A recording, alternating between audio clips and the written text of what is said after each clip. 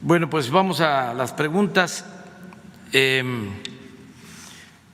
pendientes dos compañeros, Alejandro Lelo de la Rea. Gracias. Buenos días, señor presidente, secretario, procurador. Presidente, a propósito del debate que hay en este momento sobre la posible desaparición del INAI, yo quisiera plantearle un tema de un incumplimiento de una resolución del INAI por parte de la Presidencia de la República. ¿Recuerda la carta que usted le envió al rey de España, Felipe VI, 25 de marzo de 2019? Después, al día siguiente, habló de la carta aquí en la conferencia matutina. Yo interpuse una solicitud de información en la Cancillería y en la Cancillería me dijeron que la carta estaba aquí en la Presidencia. Solicité también a la Presidencia la carta, vi el folio de solicitud 0215082-419. Me dijeron que la carta no la habían encontrado, ahí esa fue la respuesta. Recurrí al INAI y el INAI en una resolución, una sentencia definitiva del comisionado ponente Óscar Mauricio Guerra Ford, con expediente RRA 4723/19, instruyó a la Presidencia de la República para que me entregaran esa carta enviada al rey de España. Nunca hubo respuesta, informé yo al INAI que no habían entregado esta carta, que no había habido, que había un incumplimiento y pues ahí quedó el tema, nunca se me entregó la carta, presidente. ¿Qué ocurrió? No sé si usted esté enterado de esta falta de respuesta de la Presidencia. ¿Qué nos podría decir al respecto? Pues no tengo información precisa, pero hoy te entrego la carta, ¿sí? Ahora mismo. Es más, hasta aprovechamos para darla a conocer. Perfecto. ¿Sí te parece a ti? No, pues excelente, excelente. Bueno, nada más coméntale a Laurita. Es una carta que enviamos al rey de España hace como un año, ¿no? Marzo 25 del 19. Sí.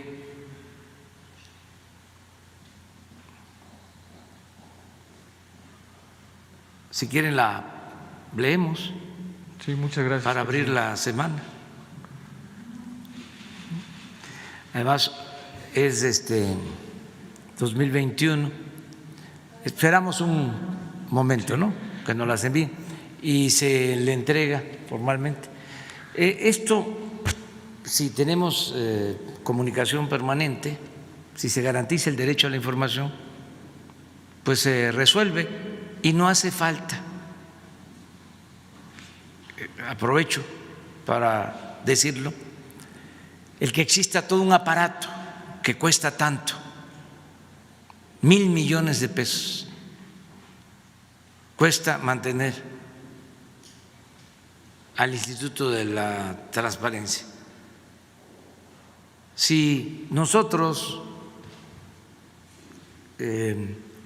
actuamos con rectitud y cumplimos con nuestra responsabilidad, pues tenemos que respetar y hacer respetar las leyes. Y la transparencia es una regla de oro de la democracia. Entonces, ¿para qué tener un aparato administrativo costoso si el gobierno está obligado a informar y a transparentar todo lo que hace? Además, es un gobierno del pueblo, para el pueblo, con el pueblo. No tenemos nada que esconder. Ya no es el tiempo de los gobiernos corruptos que dominaron durante todo el periodo neoliberal y que tenían que andar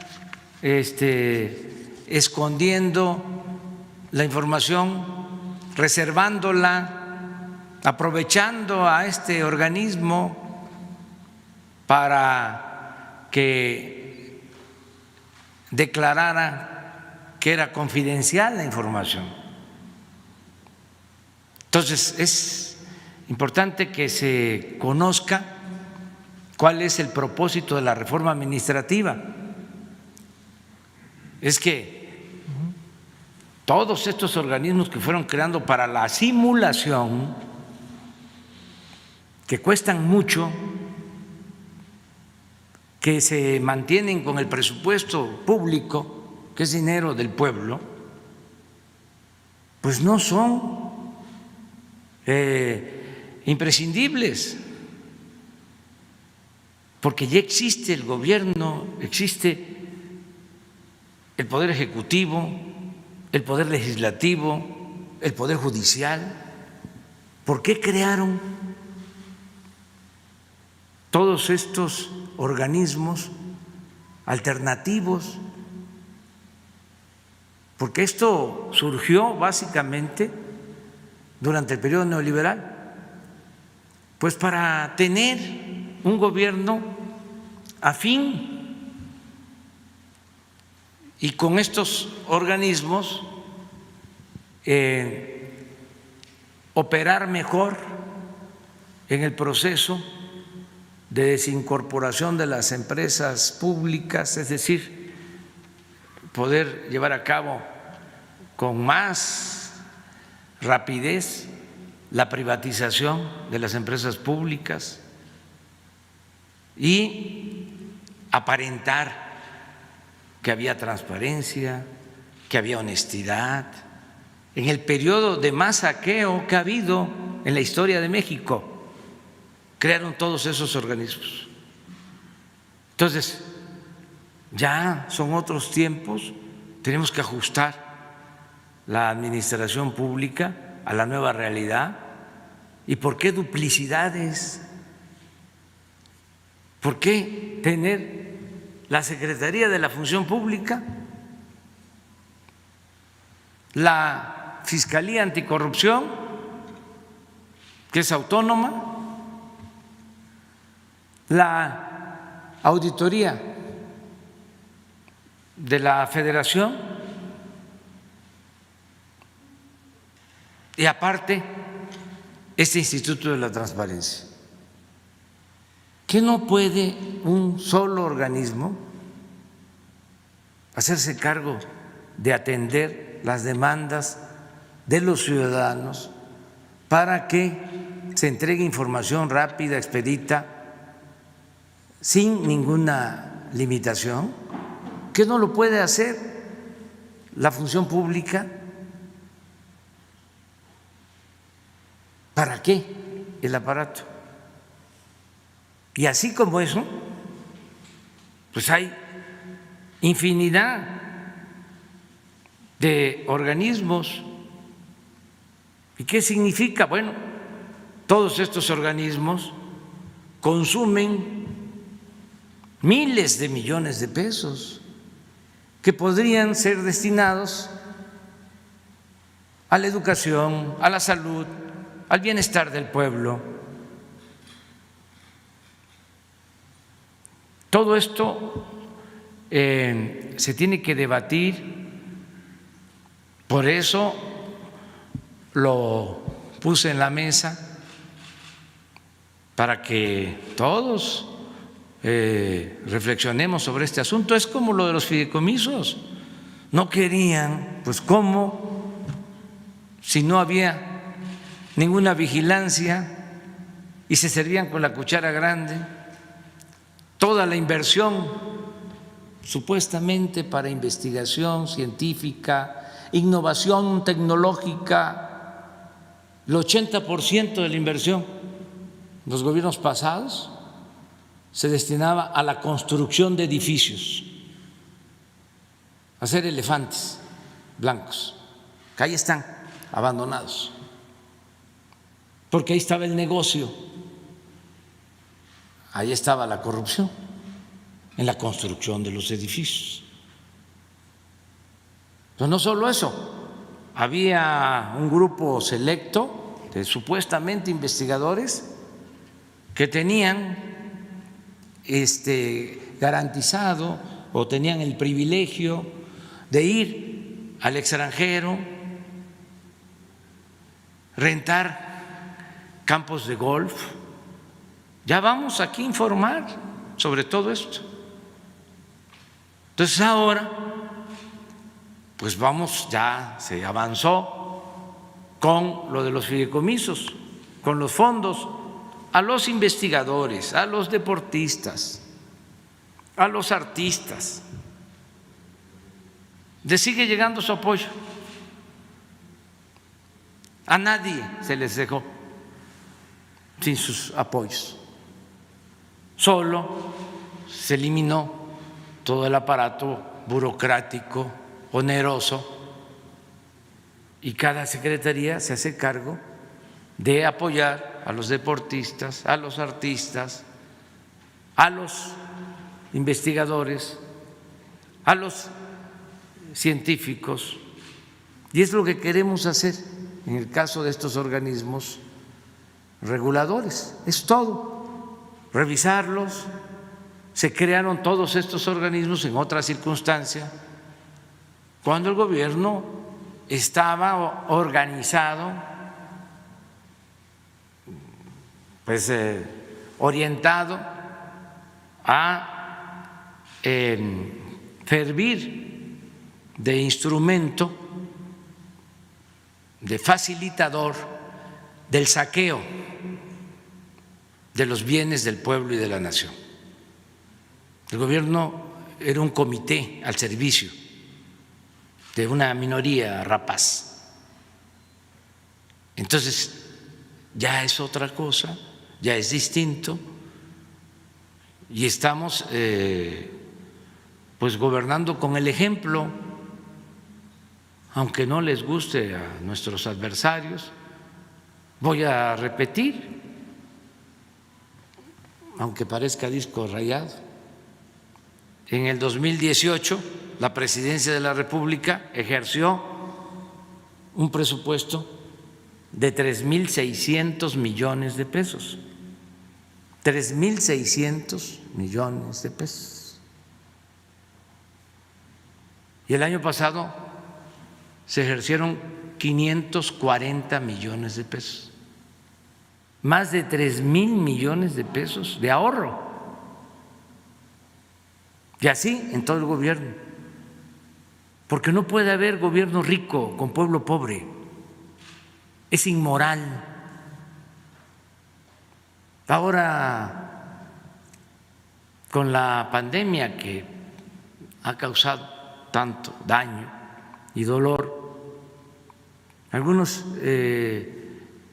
adversarios, los que apoyaban al régimen corrupto, tanto en los medios de comunicación como en el mundo de la academia y de la intelectualidad, hablan de que se cancele el aeropuerto, que se cancele la refinería, que se cancele el Tren Maya. Eso ya lo padecí cuando fui jefe de gobierno y me tocó iniciar lo de los segundos pisos. No querían que se hicieran. Son tan hipócritas de que después hasta nos copiaron. Nada más que nosotros hicimos los segundos pisos sin cobrar y ellos ya establecieron el sistema de cobro en los segundos pisos. Pero eran opositores a esta obra. Yo lo único que les diría es que ¿por qué no pidieron en su momento que se cancelara la construcción del aeropuerto en el lago de Texcoco, que era una obra faraónica, donde el único propósito era robar, saquear? Cuando en Reforma, en el Universal, en estos medios, programas de radio, conductores, de televisión, hicieron un cuestionamiento sobre la incongruencia, lo absurdo de hacer un aeropuerto en un lago? Y para hacer ese aeropuerto tener que cerrar dos, un aeropuerto que iba a costar, si se continuaba, 300,000 millones de pesos. Eso sí, nos iba bien. Íbamos a pasar todo el sexenio construyendo el aeropuerto porque estaba pensado inaugurarse hasta el 2025. Y para entonces se tenía que cerrar el actual aeropuerto y el aeropuerto de Santa Lucía. Bueno, pues ya se resolvió, ya sin cerrar el aeropuerto actual, se está trabajando en el aeropuerto Felipe Ángeles en Santa Lucía, aeropuerto moderno, con una pequeña diferencia, entre otras, además de que se está haciendo en terreno firme, no en un lago. Además de eso, una pequeña diferencia. En vez de 300,000 millones, va a costar 75,000 millones de pesos. Nos vamos a ahorrar 225,000 millones de pesos. ¿Qué era lo otro? Pues un atraco, un robo. ¿Y dónde estaban los medios? ¿Dónde estaban los intelectuales orgánicos? ¿Cuándo cuestionaron? Nunca. Entonces, es importante que se sepa que nosotros llegamos aquí para transformar. Y por eso, aunque no les guste, vamos a seguir revisando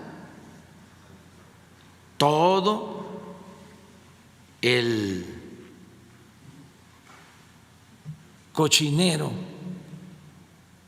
que dejaron. Vamos a seguir hablando de eso. Un día quiero, así como vamos a informar sobre los fideicomisos, un día quiero mostrarles, en esta misma semana, me comprometo, los contratos sobre los reclusorios, porque privatizaron los reclusorios. Eso la mayoría de la gente no lo sabe. Y vamos a dar a conocer esos contratos, de cuánto nos cuesta al pueblo mantener a un recluso en esos reclusorios privatizados, que de acuerdo a los contratos ni siquiera son del gobierno. Se tiene que estar pagando año con año. El año pasado alrededor de 15,000 millones de pesos de renta, de 8 o 10 reclusorios para 10,000 reclusos. Entonces vamos a hacer las cuentas aquí para que vean cómo eran las tranzas. Y eso es lo que quieren nuestros adversarios, que se mantengan. Y de eso es de lo que no hablaba la prensa, los medios de información, los articulistas, los de nexos, los de letras libres, con honrosas excepciones, ¿no? Porque siempre afortunadamente hay personas, ciudadanos, ¿no?, que actúan a partir de principios y de ideales, ¿no? Y esto también se da en la prensa. Sí, o revisarlos, hacerles la cuenta cuánto se les ha pagado. Aquí voy a explicarlo. ¿Cuánto se les ha pagado? Como para que se llegue a un acuerdo. Eso es lo que se hizo cuando compraron el gas, que ni siquiera los ductos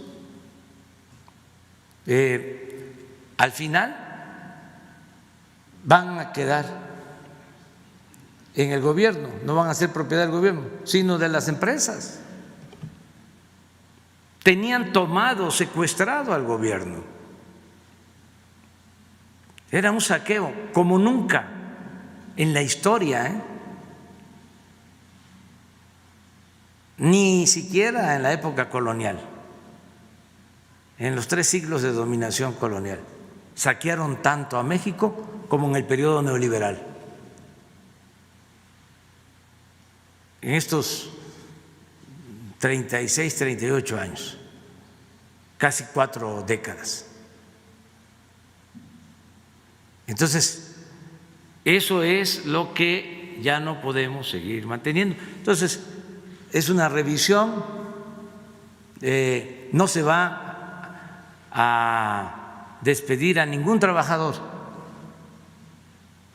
no lo hemos hecho, no deben de tener nada que temer los trabajadores, es nada más poner orden, eficientar. Esto lo hacemos en la familia. ¿Quiénes son las mejores administradoras, administradores? Los padres, las madres de familia. ¿Cómo le hacen para administrar el presupuesto familiar? ¿Cómo lo estiran y alcanza para la alimentación y para la ropa y los zapatos de los niños y para el transporte y para todo? Bien administrado. Las empresas, ¿qué no cuidan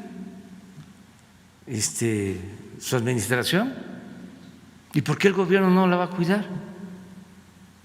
Está más obligado, estamos más obligados, que nosotros nos dan la confianza los ciudadanos, pero no les importaba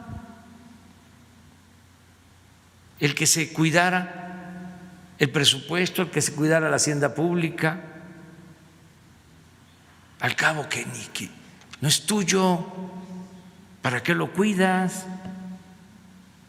Aprovecha, búscate una palanca, cuélate, consíguete una recomendación. ¿Te acuerdan cómo habían abogados que al mismo tiempo eran legisladores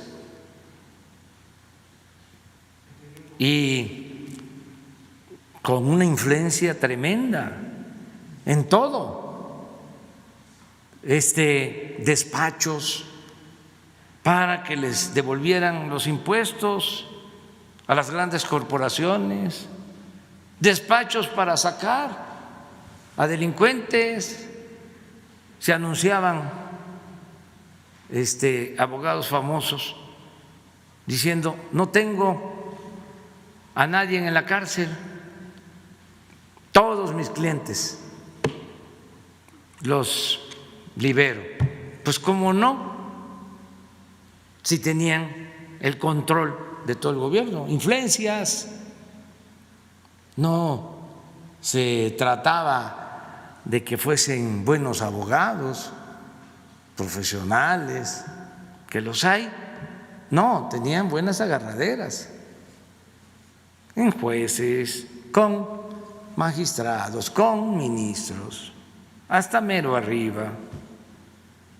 Y esto en general, que el INE no le daba candidaturas a quien no le correspondía por instrucciones del presidente. El INE otorgaba registros a los partidos por instrucciones del presidente y desde luego se hacían de la vista gorda cuando había elecciones para que se cometieran fraudes electorales. Pues por eso todos están enojados, pero ya se van a ir contentando poco a poco.